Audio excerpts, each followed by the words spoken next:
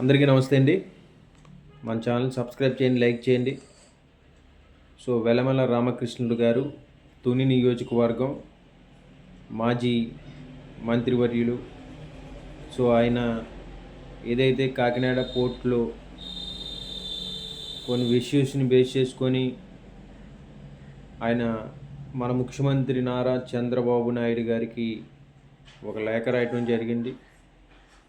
ఆ లేఖలో ఎవరైతే కేవీ రావు అనే వ్యక్తి పోర్ట్ ఏరియాకి సంబంధించి అక్కడ భూములు అక్కడ ఉన్నటువంటి ప్రజల దగ్గర తక్కువ రేటు కొని బయట కమ్మ సామాజిక వర్గం వాళ్ళకి ఎక్కువ రేట్లకి అమ్మారు, అది కరెక్ట్ కాదనేసి ఆ లేఖలో మెన్షన్ చేశారు యలమల రామకృష్ణుడు గారు.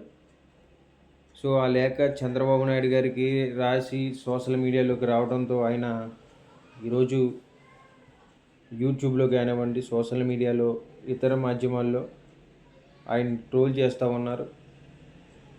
తెలుగుదేశం పార్టీ ఆవిర్భావం నుంచి కూడా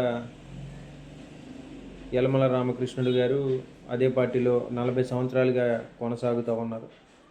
సో నేనేమంటానంటే, ప్రజా సమస్యల మీద ఆయన చంద్రబాబు నాయుడు గారికి ఇక్కడ మత్స్యకారులకి ఇబ్బంది అవుతూ ఉంది, మత్స్యకారులు వేటకెళ్ళలేకపోతూ ఉన్నారు, ప్రజల జీవన విధానం అనేది దెబ్బతింటూ ఉంది. మన ప్రభుత్వంలో అధికారంలో ఉన్నప్పుడు మనకి పేదలు భూములు ఇచ్చారు, సో వాళ్ళకి న్యాయం చేయగలగాలి. ఇక్కడ అన్యాయం జరుగుతూ ఉందని చెప్పేసి ఒక లేఖ రాయడంతో ఆయన ఈరోజు తెలుగుదేశం పార్టీ కార్యకర్తలు, తెలుగుదేశం పార్టీ హ్యాండిల్స్లో ఈరోజు ఆయన ట్రోలింగ్స్ చేస్తూ ఉన్నారు. సో నేనేమంటానంటే, ఆయన చంద్రబాబు నాయుడు గారు ఏమంటారంటే, బీసీలకి ఎన్నుముక్క తెలుగుదేశం పార్టీ, ఇది బీసీల పార్టీ అని చంద్రబాబు నాయుడు గారు ప్రసంగాల్లో చెప్పడమేనా, లేకపోతే ఇలాంటి బీసీ నాయకుడికి మీకు రాసినందుకు లేక ఆయనకి అవమానం సోషల్ మీడియాలో, యూట్యూబ్లో, మిగతా మాధ్యమాల్లో జరుగుతూ ఉంది. కొంతమంది సోషల్ మీడియాలో అక్కడ ఉన్నది చంద్రబాబు నాయుడు గారు కాదు, నారా లోకేష్ గారు, నీ పప్పులు ఎలా ఉడుకుతాయో అని కొంతమంది అంటూ ఉన్నారు. సో బీసీలకి మరి ఏమాత్రం ప్రాధాన్యత ఉందో యలమల రామకృష్ణుడు గారి విషయంలో మనకు అర్థమవుతోంది.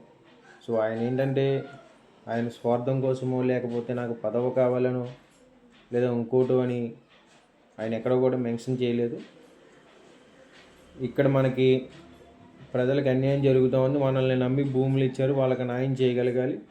ఎవరైతే కేవీ రావు గారు ఉన్నారో ప్రజల దగ్గర నుంచి ఇక్కడ భూములు తక్కువ రేటు కొని ఎక్కువ రేటుకి అమ్ముతూ ఉన్నారు, ఇవన్నీ చెప్పడం ఆ లేఖలో మెన్షన్ చేయడం జరిగింది. సో దీన్ని తెలుగుదేశం పార్టీ సోషల్ మీడియాలో, తెలుగుదేశం పార్టీ అధికార